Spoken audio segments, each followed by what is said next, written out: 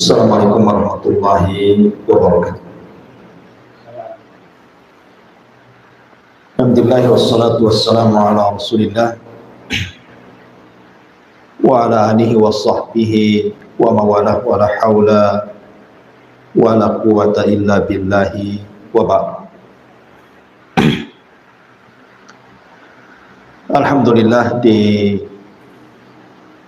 siang ini kembali kita bisa duduk untuk bertalawul ilmi, meneruskan kajian kita masih membahas kitab Tauhid, dan kita masuk pada bab ke-36, Ma Ja'a fir Riya. Bab yang menjelaskan tentang dalil-dalil baik dari Al-Quran atau Sunnah Nabi SAW yang berkenaan dengan bahaya riya.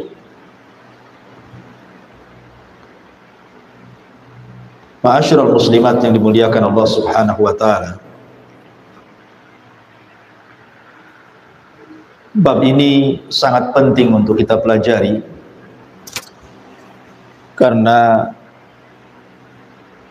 bab riya ini adalah bicara tentang penyakit hati yang paling bahaya. Terkena siapapun, mau orang awam, mau orang alim, mau orang biasa, berharta, ataupun orang-orang saleh, semua pasti terkena penyakit ini.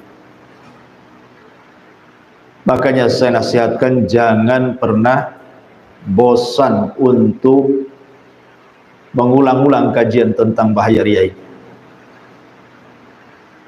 Karena ada orang yang mengatakan, ini sudah sering dibahas Ustadz, hampir semua Ustadz membahasnya, pembahasan yang lain sajalah. Jangan pernah mengatakan seperti itu, karena bahaya riya ini luar biasa. Bukan hanya terkena ibu-ibu, saya pun yang bicara bisa terkena. Bahkan sekelas para sahabat Nabi SAW,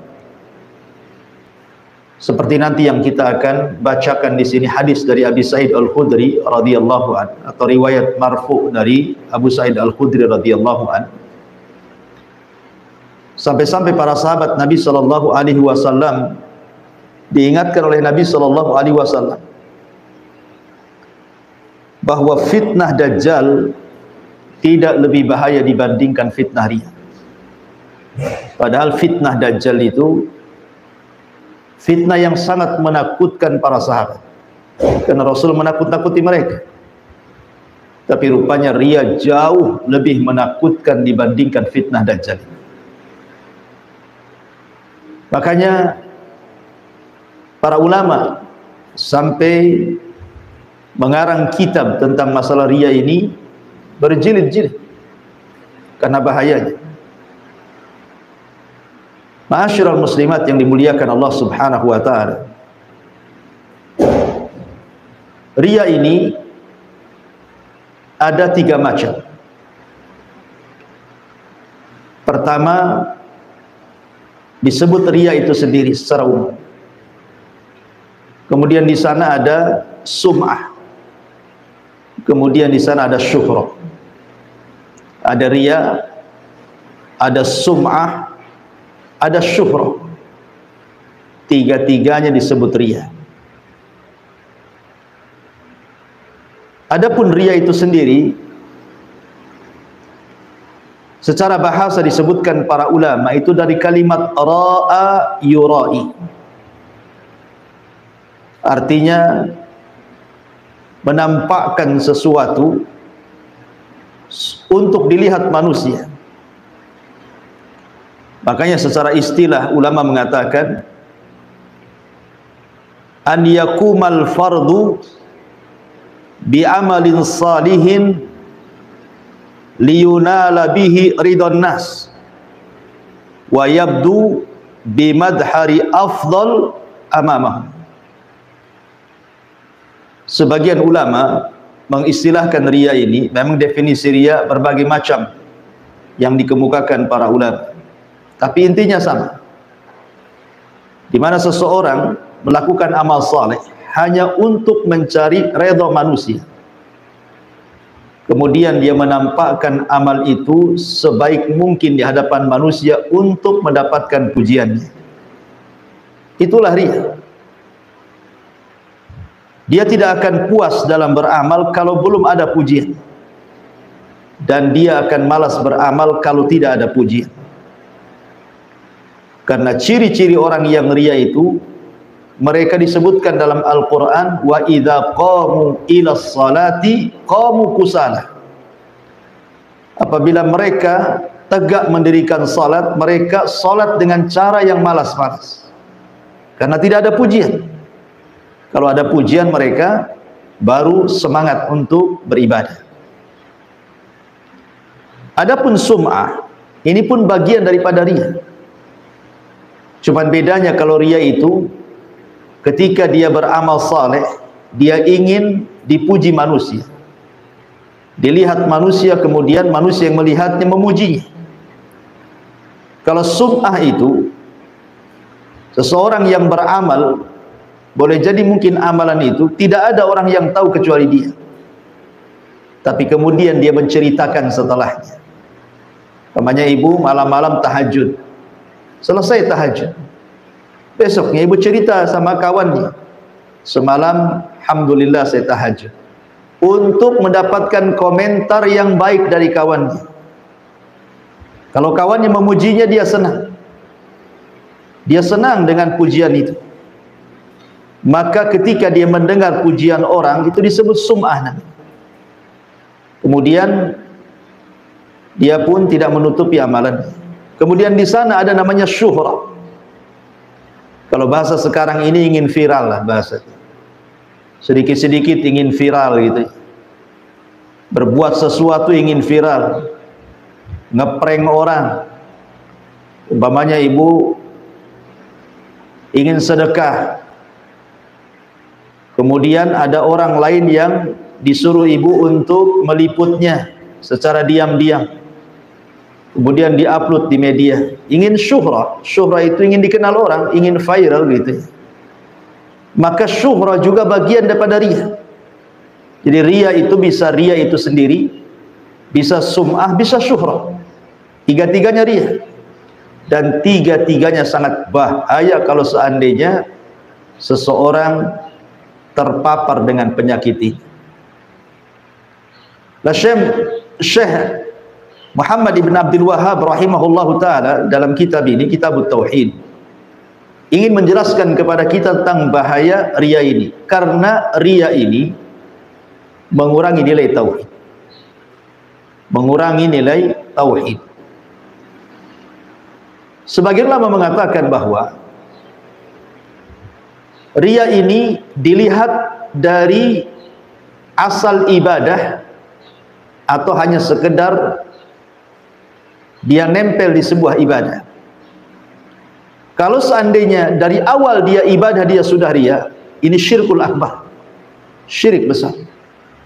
Karena tidak boleh ibadah itu kecuali diberikan kepada Allah Subhanahu wa ta'ala. Tapi kalau seandainya ibadahnya lillahi ta'ala karena Allah, kemudian di tengah jalan datang riya, lah inilah yang disebut dengan syirkul asghar, syirik kecil. Maka lihat apakah riya dari asal ibadah, awal ibadah, di mana semua ibadah yang ia lakukan untuk mendapatkan pujian, atau datang di tengah-tengah ibadah yang tadinya lillah akhirnya menjadi li ghairillah.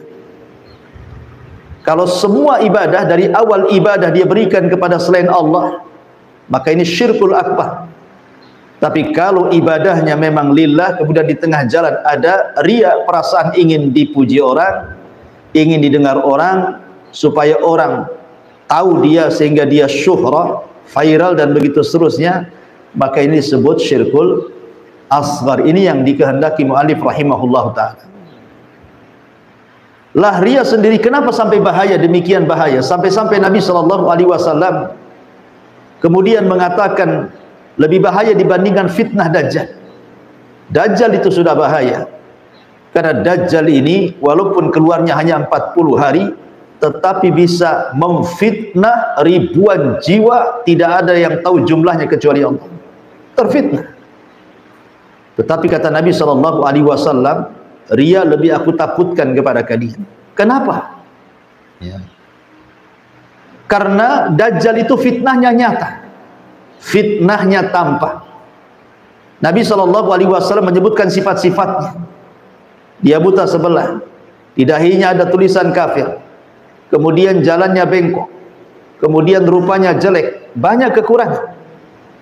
Tapi ria ini sifatnya rahasia, karena ria itu amalan hati. Orang tidak tahu, yang tahu hanya dia saja yang sedang ria. Dan yang kedua, bukan hanya sifatnya rahasia, lebih daripada itu sifatnya halus. Tahu-tahu ria saja, tahu-tahu ria saja.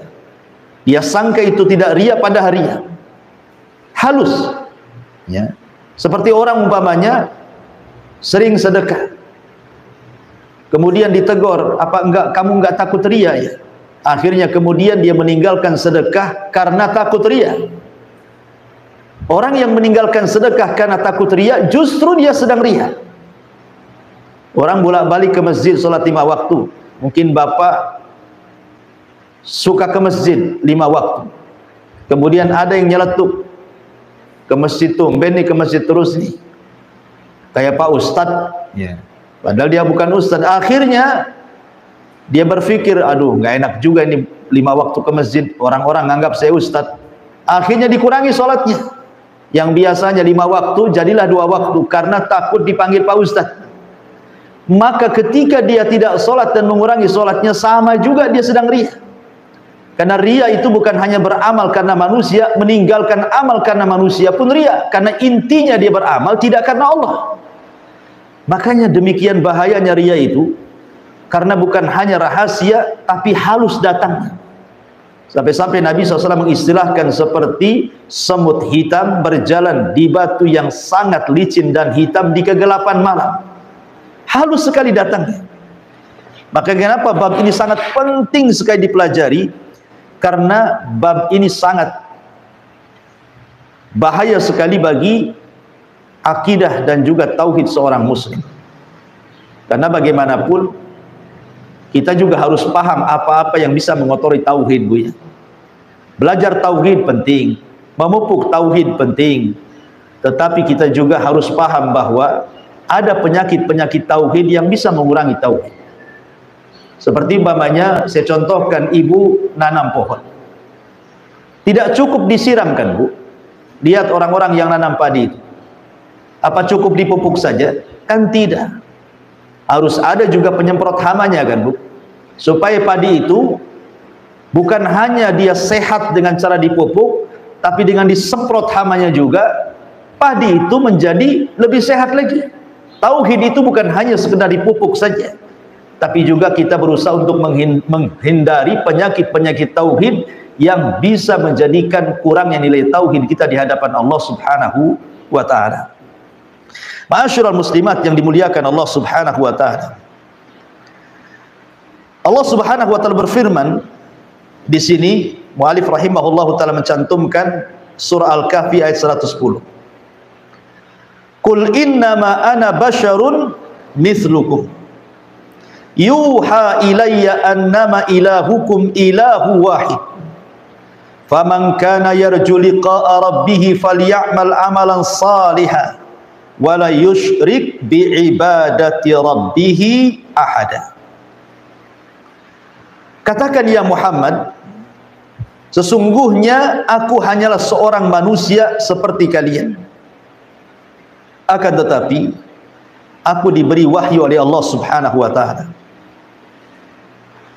Di sini Allah Subhanahu wa ta'ala katakan kepada Nabi SAW, ya Muhammad, katakan, innama ana basyarun, saya ini manusia.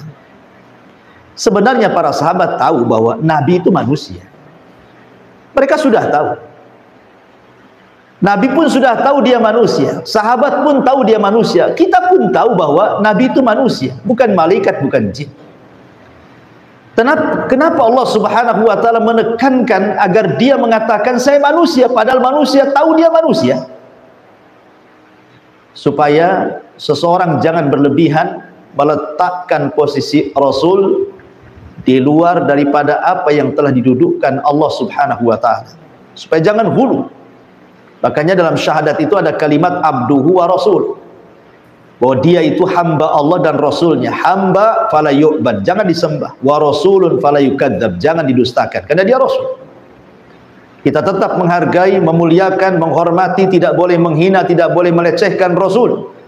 Tetapi kita tidak boleh melebih-lebihkan di atas apa yang Allah sudah letakkan bagi Nabi SAW. Karena ada sebagian manusia terlalu ekstrim. Di zaman Rasul saja ada orang yang mengatakan Masya Allah wa syi'ta, atas kehendak Allah dan engkau wahai Rasul. Rasul marah dan mengatakan Masya Allah wahda, jangan katakan atas kehendak Allah dan kamu, cukup katakan atas kehendak Allah saja. Rasul takut kalau dia disejajarkan dengan Allah Subhanahu wa taala. Makanya kemudian di sini dikatakan innama ana basyarun mithlukum, saya adalah manusia seperti kalian, diwahyukan kepada saya. Innama ana ilahukum ilahu wahid, sesungguhnya saya adalah Tuhan yang satu untuk kalian, sesembahan yang satu untuk kalian. Faman kana yarju liqa'a rabbih falyamal amalan salihan wa la yusyrik bi ibadati rabbih ahada. Maka di sini Allah Subhanahu wa taala mengatakan faman kana yarju liqa'a rabbih, barang siapa yang mengharap perjumpaan dengan Rabbnya, hendaklah mengerjakan amal yang saleh, wala yusyrik bi ibadati rabbih ahada, dan tidak menyekutukan dengan siapapun dalam beribadah kepadanya. Syahidnya apa di sini? Syahidnya adalah falyamal amalan salihan wala yusyrik bi ibadati rabbih ahada. Kalau kita ingin berjumpa dengan Allah kelak di sorga, ingin menatap wajah Allah Subhanahu wa taala kelak di sorga, maka syaratnya dua di sini. Syarat yang pertama, falyamal amalan salihah, hendaklah beramal dengan amal yang saleh. Amal yang saleh itu artinya amal yang mencocoki syariat, amal yang mencocoki sunnah, amal yang mencocoki amalan Rasulullah, itu disebut amal saleh. Kemudian yang kedua, wala yusyrik bi ibadati rabbih ahada, dan tidak menyekutukan dengan Allah dalam beribadah kepada siapapun. Kalimat wala yusyrik bi ibadati rabbih ahada, tidak menyekutukan seseorang pun dalam beribadah kepada Allah Subhanahu wa taala, masuk di dalamnya syirkul akbar dan syirkul asghar. Masuk padanya syirik besar dan syirik kecil, termasuk riya. Masuk dalam kategori wala yusyrik bi ibadati rabbih ahada. Karena riya ini tidak menyangkut masalah ittiba. Riya ini menyangkut masalah ikhlas. Di sini kan ada ittiba, ada ikhlasnya. Ada ittiba mencontoh Rasul, ada ikhlas beramal semata-mata karena Allah Subhanahu wa taala. Lah riya ini bicara tentang ikhlas. Di mana orang yang riya ini hakikatnya dia tidak sedang ikhlas saat beramal, karena diarahkan kepada selain Allah Subhanahu wa taala. Di sini sisi pendalilannya wala yusyrik bi ibadati rabbih ahada, dia tidak menyekutukan seorang pun dalam beribadah kepadanya. Baik. Ma'asyiral muslimat yang dimuliakan Allah Subhanahu wa taala. Tentu kalau kita bicara riya, kan ada sebabnya. Apa sih sebabnya orang itu bisa riya? Ulama mengatakan bahwa di antara sebab riya adalah ladzatul hamdi wassana'i, lezatnya pujian dan juga merasa lezatnya sanjungan. Kalau dia merasa enak, merasa lezat dengan pujian dan sanjungan, hati-hati. Ibu bisa terpapar riya. Kalau sudah mulai lezat, kok enak rasanya dipuji orang. kok enak rasanya disanjung orang. Ini sudah terpapar penyakit riya. Karena seorang mukmin, Bu, hatinya tidak akan berubah, karena hatinya memang hanya diberikan kepada Allah. Mau dicaci, mau dimaki, ya biasa saja. Mau dipuja, mau dipuji, ya biasa saja. Artinya hati seorang yang muwahhid itu tidak akan terpengaruh dengan sanjungan pujian ataupun dengan cacian dan hinaan. Bagi dia sama saja. Bukan berarti kalau dicaci kemudian dia merasa kecil hati, kalau dipuji pula merasa besar hati. Tidak. Orang yang muwahhid ahli tauhid itu tidak akan berubah hatinya. Ini yang pertama. Yang kedua, al-khaufu minadz-dzam. Takut celaan orang. Takut celaan orang. Maka sebab riya yang kedua karena takut kalau dia dicela orang. Makanya dia terus mengharap pujian orang. Ibu kalau beribadah kepada Allah Subhanahu wa taala jangan takut dicela orang. Karena kalau kita dalam rangka beribadah kepada Allah Subhanahu wa taala untuk mencari keridhaan manusia, tidak akan dapat keridhaan manusia selamanya. Karena ridhon nas ghayatun la tuhsa. Ridha manusia itu sesuatu yang mustahil didapat. Makanya jangan takut celaan, teruslah beramal lillahi taala karena Allah Subhanahu wa taala. Kemudian juga di antara sebabnya adalah hubbul jah, cinta kedudukan, cinta kehormatan. Ketika seseorang kemudian mulai cinta kedudukan, cinta kehormatan, cinta supaya ingin viral, ingin syuhrah, terkenal, ini hati-hati. Kalau orang sudah pengen terkenal, suka terkenal, ini juga sebab munculnya riya. Kemudian yang ketiga, an-nadharu ila ma yamlikuhul akharun wa tama'u fihi. Dia melihat hal-hal yang dimiliki orang lain, kemudian dia merasa tamak, merasa hasad ingin memilikinya. Ini juga salah satu sebab datangnya riya. Tamak dan juga hasad. Ma'asyiral muslimat yang dimuliakan Allah Azza wa Jalla, oleh karena itulah maka untuk menghindari sebab-sebab riya ini, beramalah karena Allah Subhanahu wa taala.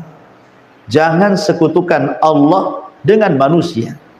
Ingin mendapatkan pujian dari manusia, karena nanti pada hari kiamat kita disuruh untuk datang kepada orang-orang yang ketika di dunia memuji kita. Kemudian Allah katakan, cari pahala dari mereka, maka kita tidak akan dapat. Ma'asyiral muslimat yang dimuliakan Allah Subhanahu wa taala.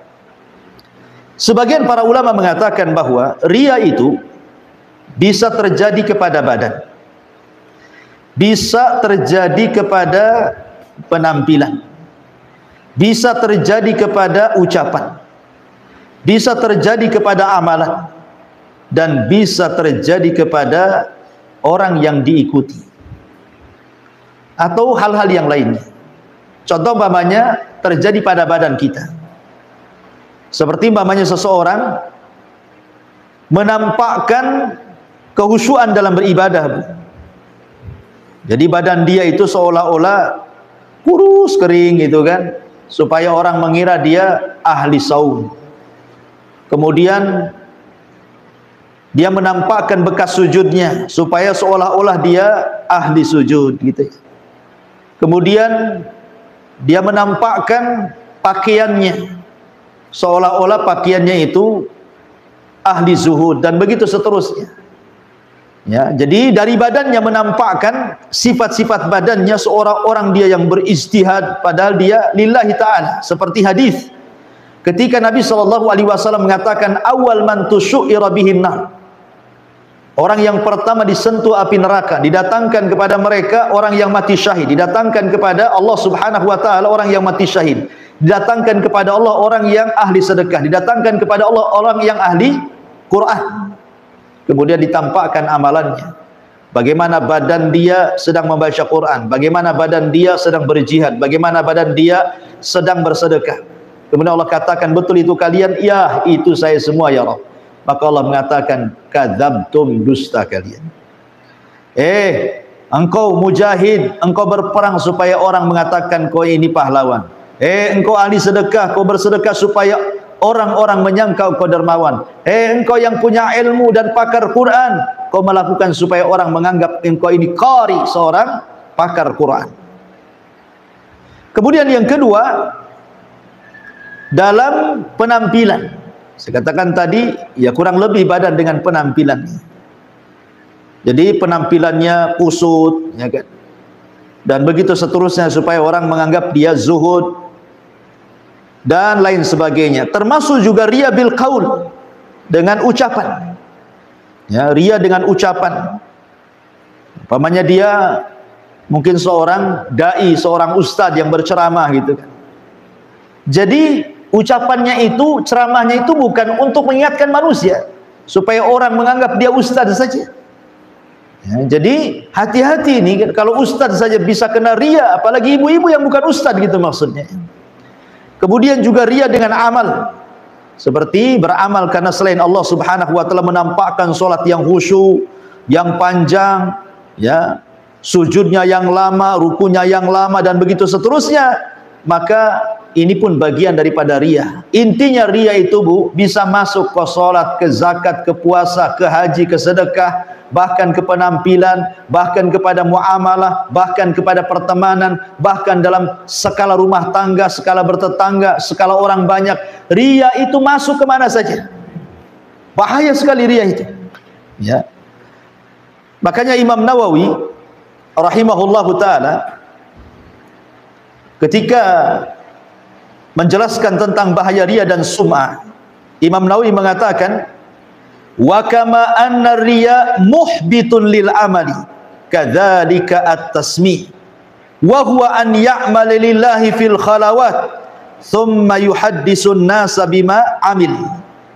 Sebagaimana riya bisa menggugurkan amal, begitu juga sum'ah, di mana seseorang beramal karena Allah dalam kesendirian, kemudian dia menceritakan hal itu kepada manusia. Ma'asyiral muslimat yang dimuliakan Allah Azza wa Jalla, nanti terakhir pembahasan kita akan menjelaskan kisah-kisah para ulama, bagaimana mereka menjaga keikhlasan. Ya.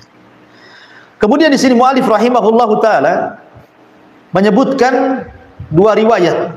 Pertama riwayat Imam Muslim, hadis marfu dari Abu Hurairah radhiyallahu anhu, Nabi sallallahu, Allah Subhanahu wa taala berfirman, ana aghna syuraka anisyirki man amila amalan asyraka ma'iya fihi ghairihi taraktuhu wa syirkah.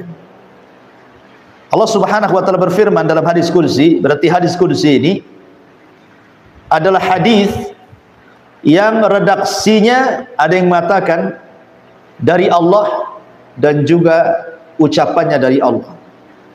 Ada yang mengatakan redaksinya dari Nabi tetapi ucapannya dari Allah Subhanahu wa taala. Tetapi tentu dibedakan hadis qudsi dengan Al-Quran. Yang menjadi khususan Al-Quran tidak ada dalam hadis qudsi. Seperti kalau baca Quran, sebagian ulama harus berwudu, hadis qudsi tidak. Seperti dalam sholat, kita membaca Al-Quran, tapi tidak boleh membaca hadis qudsi.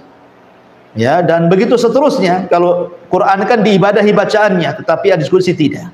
Kecuali kalau dia mempelajarinya dapat pahala. Tapi kalau dibaca saja, tidak seperti Quran, satu huruf dapat 10 pahala. Lah Allah Subhanahu wa taala berfirman dalam hadis qudsi, ana aghna, aku tidaklah butuh asyuraka, dengan sekutu-sekutu yang lainnya. Kalimat aghna dalam bahasa Arab itu disebut ismu tafdil. Isim tafdil. Isim tafdil itu artinya isim yang berkonotasi atau yang memiliki makna berlebihan. Artinya ketika Allah mengatakan aghna, saya tidak butuh dengan sekutu-sekutu yang lainnya. Ana agna syuraka anisyirki. Kalimat agna menunjukkan bahwa Allah adalah ghaniyun. Dia zat satu-satunya, zat yang maha kaya, yang tidak berhajat kepada siapapun. Beda dengan kita makhluk yang lemah, berhajat kepada Allah. Allah tidak berhajat kepada siapapun. Dia adalah somad. Qul huwallahu ahad, Allahus samad. Tempat bergantung semua makhluknya. Jadi Allah itu maha kaya, tidak berhajat kepada siapapun. Bahkan tidak berhajat kepada ibadah manusia. Sebab kalau seandainya satu dunia kufur, tidak mengurangi kekuasaan Allah. sebagaimana ketika satu dunia beriman tidak menambah kekuasaan Allah, karena dia aghna, maha kaya, tidak berhajat kepada siapa. Ana aghna syuraka ani syirki, aku tidaklah butuh dengan sekutu-sekutu yang lainnya. Man amila amalan asyraka ma'i fihi ghairi taraktuhu wa syirkah. Barang siapa yang berbuat sesuatu yang tercampur dengan perbuatan menyekutukanku dengan selainku, maka aku akan meninggalkannya, maksudnya amalannya, wa syirkahu, dan kesyirikannya. Amalannya ditinggalkan, juga kesyirikannya ditinggalkan. Artinya dia termasuk orang yang rugi. Persis seperti firman Allah Subhanahu wa taala, la in asyrakta la yahbatanna amaluka wa la takunanna minal khasirin. Kalau engkau melakukan kesyirikan, hancur lebur amalanmu dan engkau termasuk orang yang rugi. Kenapa rugi? Karena Allah mengatakan dalam hadis qudsi, taraktuhu wa syirkahu, kutinggalkan amalannya dan kutinggalkan juga kesyirikannya. Rugi dia. Ya, amilatun nasibah tasla naran hamiyah. Dia beramal dengan amalan yang melelahkan, menghabiskan waktu dan biaya. Rupanya di akhirat masuk neraka. Kenapa? Karena dia beramal bukan karena Allah. Beramal diberikan kepada selain Allah Subhanahu wa ta'ala. Kemudian hadis yang terakhir, hadis yang dikeluarkan Imam Ahmad, meriwayatkan dari hadis marfu sampai kepada Rasul dari Abu Sa'id Al-Khudri radhiyallahu an. Rasul mengatakan, ala ukhbirukum bima huwa akhwafu alaikum indi minal masihid dajjal. Qalu bala ya Rasulullah.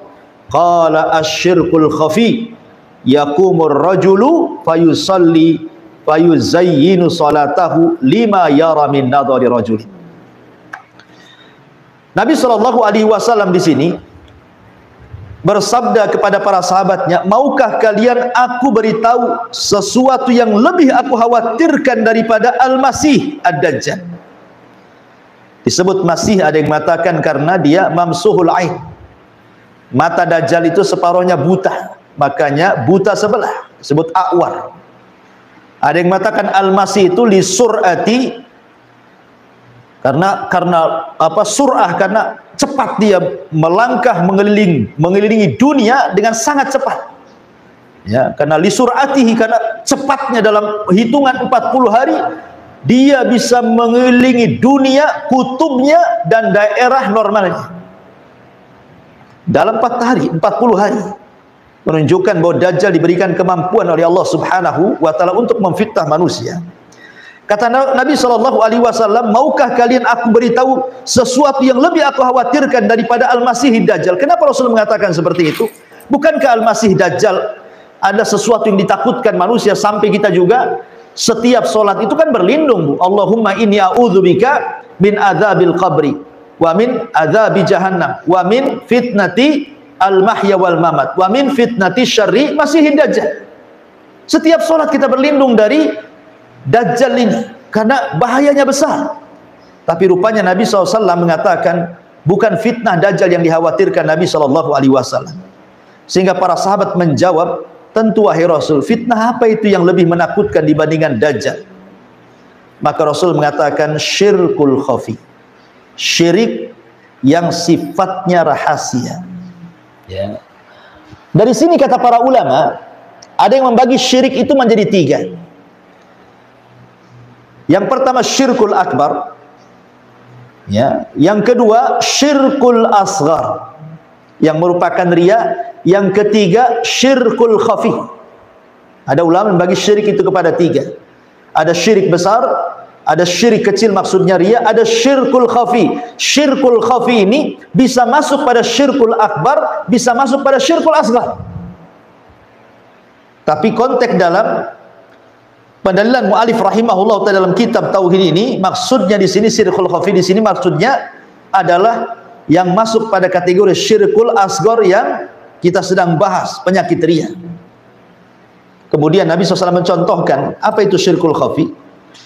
Tatkala seseorang berdiri mengerjakan salat, ketika ada orang lain menyaksikannya, maka dia lantas membagus-baguskan salatnya. Ketika dia sedang salat, tiba-tiba dia memperpanjang bacaannya, memperpanjang sujudnya, memperpanjang berdiri dan rukunya supaya dipuji orang. Itulah syirkul khafi. Kenapa disebut khafi? Karena riya itu adalah amal hati. Ya. Riya itu penyakit hati, bukan penyakit badan. Jadi hatinya yang riya, karena kesannya ada orang sholat itu nampaknya khusyuk, dia tidak tahu kalau hatinya itu supaya dilihat manusia. Nampak orang baca Quran itu Masya Allah lezatnya, kita tidak tahu yang sedang membaca itu rupanya sedang riya. Ada yang sok-sok amanah buat laporan gitu ya. Kita buat laporan keuangan, nanti disangka tidak amanah. Rupanya dalam hatinya ada riya supaya dia orang yang amanah. Seperti itu ya. Jadi setan ini pandai, dia masuk kepada bab-bab yang merupakan kebaikan. Amanah kebaikan, sholat kebaikan, baca Quran kebaikan. Tapi setan masuk di situ. Jadi setan itu tidak menyuruh kepada kejahatan, buatlah kau zina, buatlah kau minum khamr, buatlah kau berdusta, buatlah kau gibah. Tidak, kadang-kadang setan juga menyuruh salat kamu yang baik, puasa kamu yang baik, zakat kamu yang baik, jadilah kau yang amanah. Kemudian masuk pula dia di salat, di zakat, di puasa, di amanah, supaya amalannya dipalingkan kepada selain Allah Subhanahu wa taala. Naudzubillah. Ya.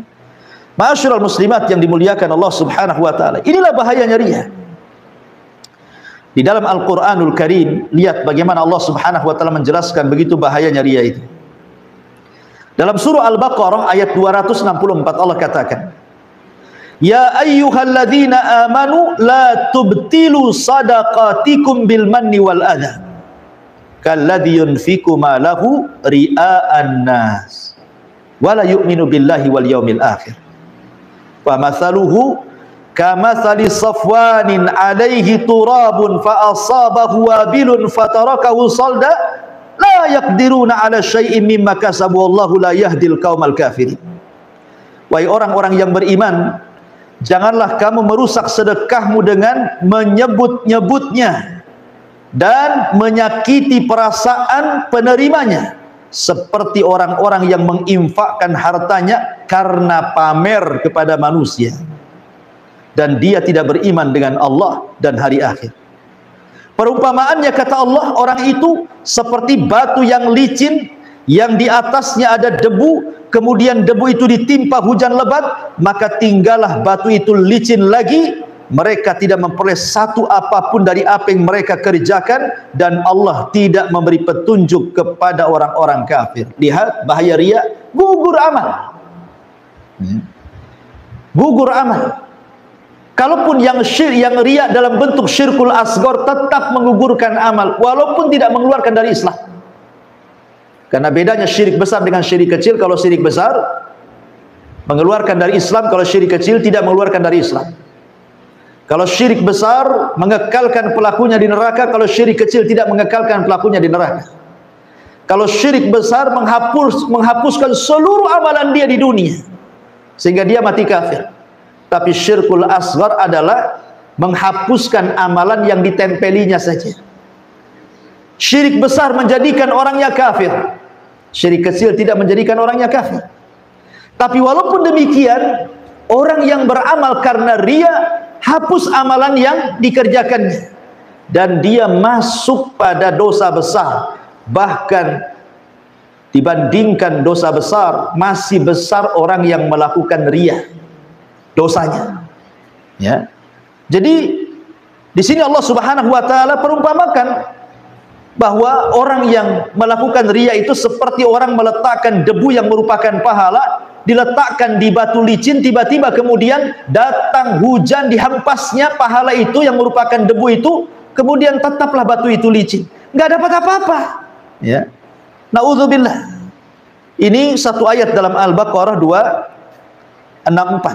Kemudian dalam surah Al-Qalam ayat 42 Allah mengatakan, yauma yakshifu an saqin wa yud'auna ila sujudi fala yastati'un. Pada hari betis disingkapkan dan mereka dipanggil untuk sujud, mereka pun tidak kuasa untuk sujud. Ayat ini ditafsirkan oleh sebuah hadis namanya tafsir hadis, tafsir ayat dengan hadis. Sebaik-baik tafsir ayat dengan ayat, tapi di sana ada tafsir ayat dengan hadis. Dari Abi Sa'id Al-Khudri radhiyallahu anhu, dia mengatakan, aku mendengar Nabi sallallahu alaihi wasallam bersabda, yakshifu rabbuna an saqihi fayasjudu lahu kullu mu'minin wa mu'minatin wa yabqa man kana yasjudu fid dunya riya'an wa sum'atan fayadhhab liyasjuda fayauda dhahrahu tabaqan wahidan.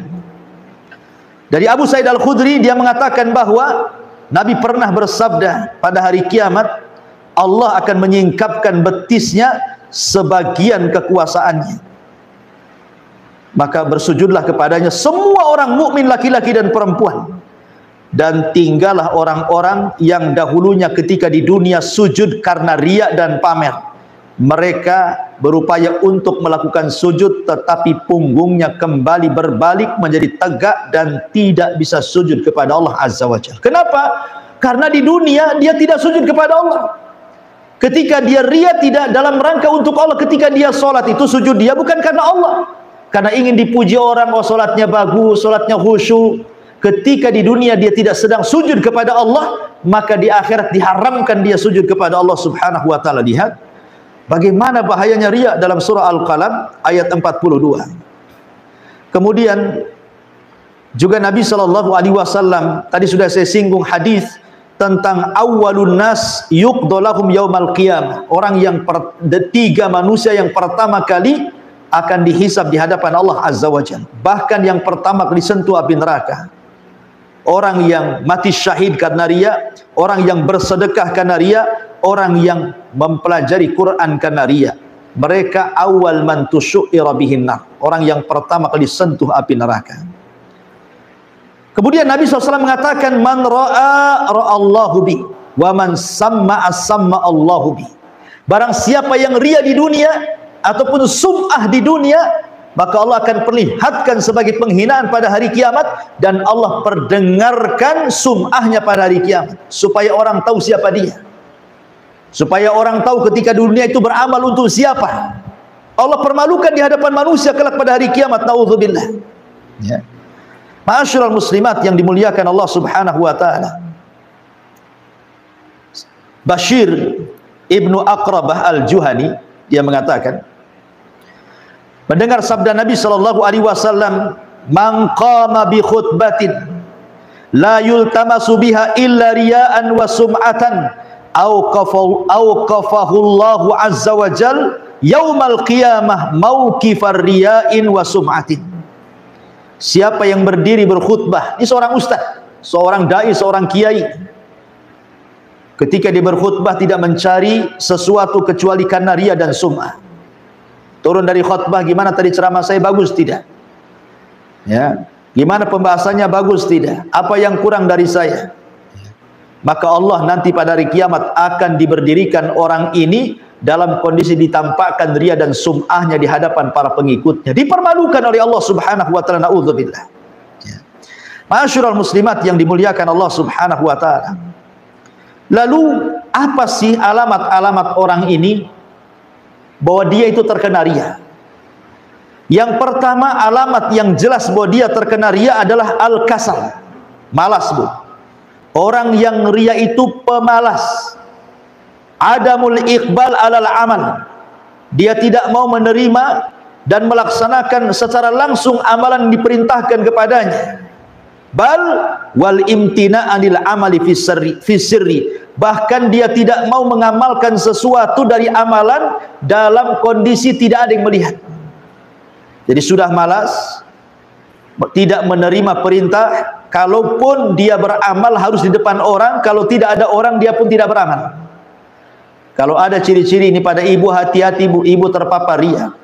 Kalau ibu tahajud kemudian malas, ya, tiba-tiba kemudian duha karena di rumah kawannya, ibu semangat duha, ya, karena ada di rumah kawannya, supaya kawannya, oh nampak si ibu ini alim nih, tukang sholat duha gitu. Tapi kalau malam malas dia bangun, hati-hati itu riya, ya. Kemudian alan naqid al-qiyam binasyatin zaid bisyaklin alani. Kalau tadi malas beribadah kecuali karena dilihat manusia, sebaliknya ada orang yang semangat ibadah. semangat ibadah tetapi karena ingin dilihat orang. Ya, yang satu malas, yang satu semangat gitu ya. Itu dua-duanya ria. Dua-duanya ria. Dan itu sifatnya murai orang-orang yang ria. Karena orang yang ria itu pasti terikat dengan pujian. Kalau ada pujian semangat, kalau tidak ada pujian tidak bersemangat. Itulah orang yang ria. Ma'asyiral muslimat yang dimuliakan Allah, bagaimana cara obatnya supaya kita tidak ria? Pertama nih Bu, perbanyak belajar, kemudian kuatkan akidah dan tauhid Ibu. Karena hanya belajar dan menguatkan tauhid inilah yang bisa menangkal dari penyakit ria. Semakin kuat ilmunya, pengetahuannya, insyaallah kita bisa menangkal ria. Yang kedua, berusaha untuk ikhlas. Ya, ikhlaskan dalam setiap amal, letakkan ikhlas dalam hati. Pujian dengan cacian sama saja. Coba belajar seperti itu, insya Allah terlepas daripada ria. Yang ketiga, hindari pujian orang. Kalau orang sudah memulai memuji Ibu, tinggalkan orang itu. Jangan didengar. Ya, nanti ada kisahnya. Ya. Kemudian yang keempat, cobalah obati ria dengan cara berusaha berdoa kepada Allah Subhanahu wa taala agar Allah menjauhkan Ibu dari ria, dan juga kenali azamatullah, keagungan Allah Subhanahu wa taala, bahwa kita diciptakan oleh Allah dan harus beribadah kepada Allah. Allah yang ngasih rizki, Allah yang ngasih nikmat, jangan kemudian kita beribadah kepada selain Allah. Dan teruslah Ibu mempelajari tentang bahaya ria, akibat-akibatnya, kemudian juga apa hukumannya di dunia dan di akhirat, supaya makin takut dan tidak melakukan ria. Dan hukum ria sendiri dalam Islam bisa masuk pada syirkul asghar, bisa masuk pada syirkul akbar, tergantung riaknya dari awal ataukah dari tengah. Wallahu a'lam. Taib Ibu yang dimuliakan Allah Subhanahu wa taala, kita masuk pada kisah-kisah yang menarik yang kita akan bisa petik pelajaran dari kisah-kisah para ulama. Bagaimana mereka menghindarkan diri dari ria dan berusaha untuk ikhlas. Pertama, dahulu ada seseorang yang bernama Abdurrahman ibnu Abi Layla. Abdurrahman ibn Abi Layla. Abdurrahman ibn Abi Layla ini yusalli fi baitihi. Dia salat sunnah di rumahnya. Fa idza sya'ara bi ahadin qata'a salatan nafilati wa nama ala firashihi. Subhanallah. Jadi kalau Abdurrahman ibn Abi Layla ini sedang salat Bu, kemudian terasa nih akan ada orang yang datang, dan takut kalau seandainya ibadahnya diketahui, langsung dia batalkan salat sunnahnya, kemudian pura-pura tidur Bu. Ka'annahu naim, seolah-olah dia tidur. Kemudian orang-orang pun tidak tahu kalau dia orang yang rajin melaksanakan sunnah malam. Ya. Kenapa dilakukan seperti itu? Supaya jangan sampai kemudian membuka pintu ria gitu. Oh, kalau ibu kan enggak Bu ya. Ketika ibu sholat makin datang orang, makin dikencangkan sholatnya Bu ya. Nah, yang pertama. Yang kedua, disebutkan bahwa seorang laki-laki yuqalu lahu Hamzah ibn Dihqan. Ada orang namanya Hamzah ibn Dihqan rahimahullahu taala. Dia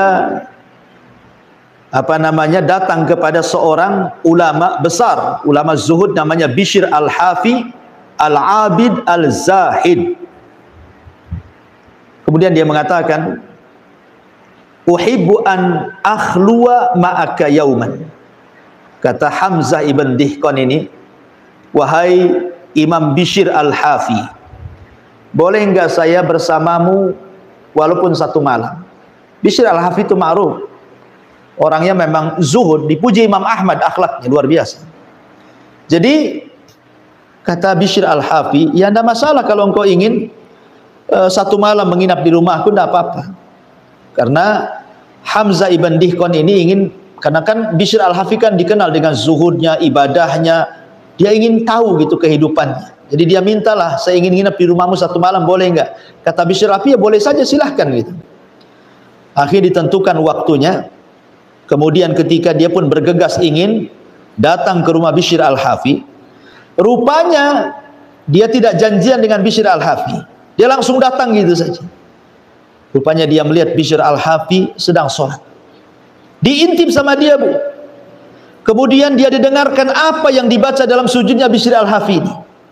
Rupanya Bishr Al-Hafi mengatakan dalam sujudnya, Allahumma innaka ta'lam fauqa arsyika anna adama syuhrati ahabbu ilayya min syarafi. Ya Allah, sesungguhnya engkau tahu di atas arasmu sana bahwa aku tidak suka dikenal orang, aku tidak suka terkenal viral, ya. Kemudian dia mengatakan, Allahumma innaka ta'lam fawqa arsyika annal faqru ahabbu ilayya minal ghani. Ya Allah, engkau tahu bahwa kefakiran lebih aku cintai dibandingkan kekayaan. Allahumma innaka ta'lam fawqa arsyika anni la awtara ala hubbik, la awthara ala hubbika syai'a. Ya Allah, kau tahu tentang diriku bahwa aku tidak suka ada orang yang kemudian memuji kepadaku berlebih-lebihan. Jadi Bishr Al-Hafi ini berdoa kepada Allah Subhanahu wa taala karena dia akan berjumpa dengan orang. Dia khawatir penyakit-penyakit riya itu datang kepadanya. Rupanya doa-doanya didengar oleh siapa? Hamzah ibn Dihqan ini di balik rumahnya. Kemudian tiba-tiba Hamzah ibn Dihqan ini menangis melihat keikhlasan Bishr Al-Hafi yang luar biasa gitu ya. Tidak mau dia dilihat orang ibadahnya, dia tidak suka dengan syuhrah viral, tidak suka. Subhanallah. Ya, sekarang subhanallah, saya atau mungkin ustaz-ustaz yang lain ya, terkadang kita ini mudah terkena penyakit ria yang namanya syuhrah ini. Pengen viral, kajian direkam, ya, walaupun niatnya supaya untuk bermanfaat untuk orang. Terkadang baca komen-komen di bawah, memuji, terkadang terbuka juga pintu ria itu. Kalau sekelas Nabi saja takut dengan ria dibandingkan fitnah Dajjal. Kalau sekelas para sahabat takut dengan ria daripada fitnah Dajjal, apalagi kita, Bu. Ya. Makanya bagaimana kemudian ulama mencontohkan kepada kita untuk menutup pintu ria. Kemudian juga diriwayatkan dari A'mash rahimahullahu taala, seorang alim ulama dunia. A'mash itu dia mengatakan, kuntu inda Ibrahim an-Nakhai. Aku sedang berada di sisi Ibrahim an-Nakhai, wa huwa yaqra'u fil mushaf. Sementara Ibrahim an-Nakhai ini sedang membaca mushaf Al-Qur'an. Kemudian fasta'dzana alaihi rajulun. Tiba-tiba ada orang yang datang hendak meminta izin kepada Ibrahim an-Nakhai. Apa yang terjadi? Faghattal mushaf wa qala la yarani hadha anni aqra'u fihi kulla sa'atin. Tiba-tiba ketika ada orang ini langsung ditutup mushafnya.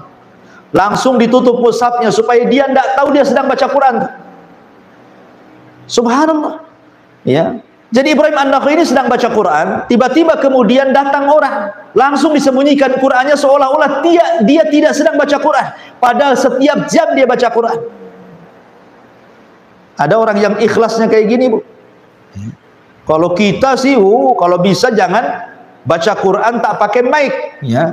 Kalau bisa pakai mic, kalau listrik mati tak jadi ngaji dia, ya, supaya orang tahu suaranya gitu. Kemudian juga dijelaskan ada seorang alim yang namanya Zainul Abidin, ma'ruf. Zainul Abidin ini salah satu cucu atau cicitnya Ali bin Abi Thalib radhiyallahu anhu. Ali ibnu Husain ibnu Ali ibnu Abi Thalib, atau julukannya Zainul Abidin. Setiap malam, Bu, dia panggul tuh gandum itu 70 fuqara wal masakin, kebutuhannya ditanggung dia setiap malam. Jadi kalau umpamanya dia tahu nih, saya taruh gandum 1 karung di rumah ini, diperkirakan ini habis 1 minggu, nanti minggu depan datang lagi, naruh lagi gandum di situ, minggu depan naruh lagi di situ. Bukan 1 rumah, hampir 70 rumah orang-orang fuqara Madinah kemudian setiap bulannya dia sedekahkan. Dengan cara itu, malam-malam dia bangun, dipanggulnya beras itu, kemudian carinya orang fakir miskin diletakkan depan rumahnya. Manusia pun tidak tahu siapa yang meletakkan beras itu di situ. Ketahuannya setelah Zainul Abidin meninggal, tidak ada lagi beras yang diletakkan depan rumah, dan punggungnya kapalan karena setiap malam dia membopong gandum. Subhanallah. Rajulun tasaddaqa biyaminih la ta'lam minhu shimal. Seorang laki-laki yang bersedekah dengan tangannya, tidak tahu tangan kirinya. Itulah ikhlas, karena takut riya. Ya. Abi Ayyub As-Sikhtiyani, Abu Ayyub As-Sikhtiyani, ma'ruf seorang pembesar a'immah at-tabi'in, pemimpin para tabi'in, Abu Ayyub As-Sikhtiyani, dan termasuk ahli ibadah. Ya.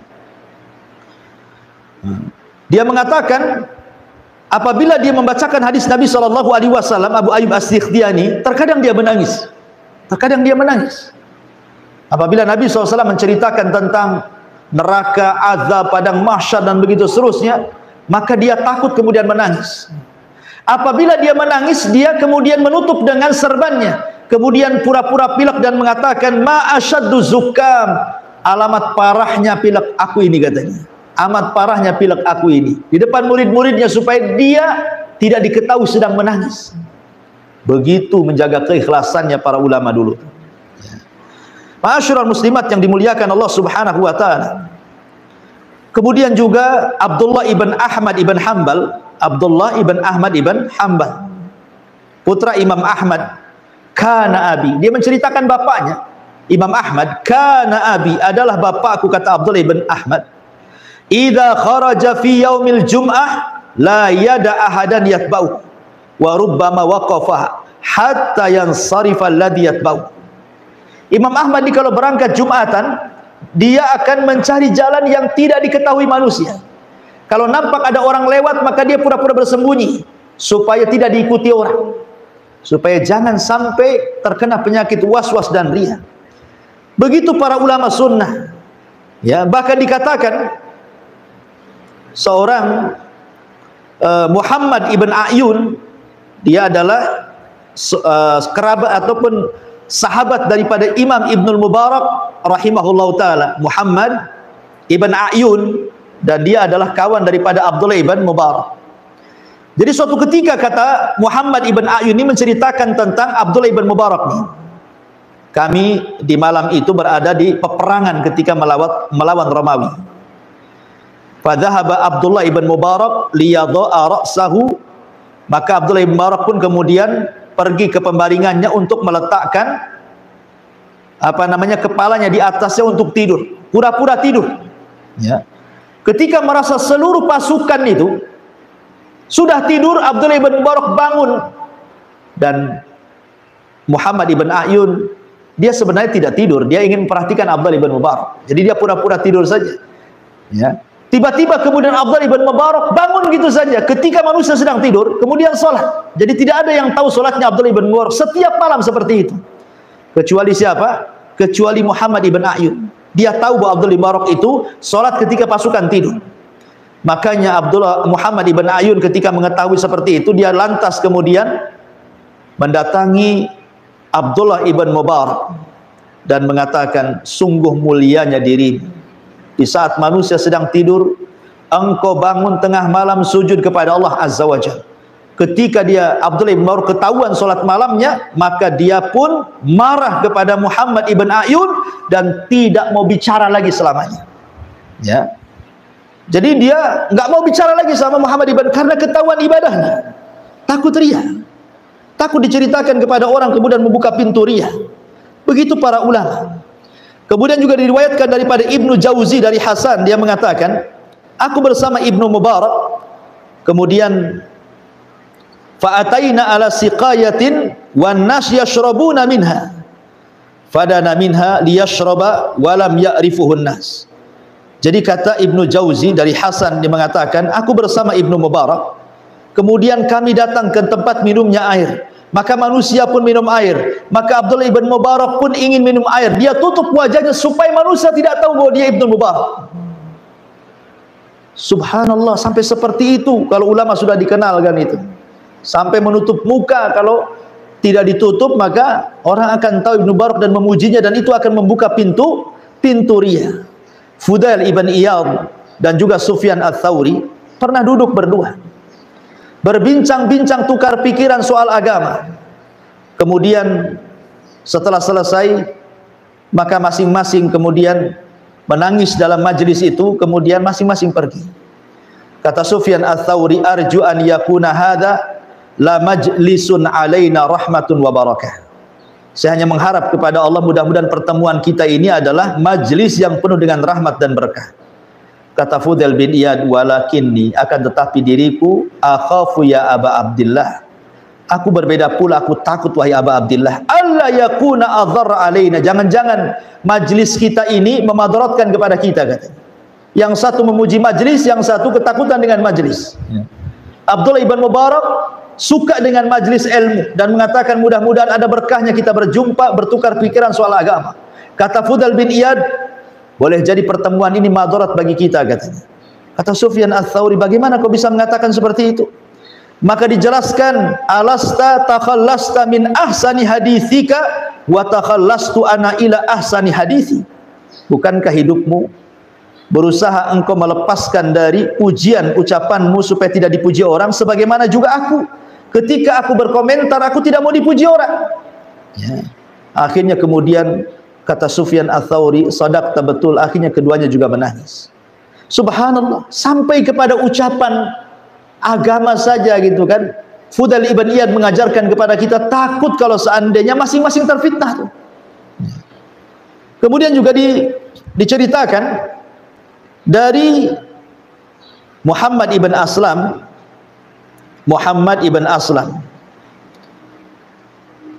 Jadi ada seseorang bercerita tentang Muhammad ibn Aslam dan mengatakan, aku lazamtu akthar min 20 sanatan. Aku sudah lama berkawan dengan Muhammad ibn Aslam ini. Lam arahu yusalli. Aku tidak pernah melihat dia salat. Maksudnya rak'ataini minat tatawu fi makanin yarahun nas illa yaumal jum'ah. Kata dia, demi Allah aku tidak pernah melihat Muhammad ibn Aslam ini selama aku berkawan 20 tahun dia salat di tempat keramaian manusia, salat sunnah 2 rakaat, kecuali hari Jumat. Padahal dia orang yang banyak salat.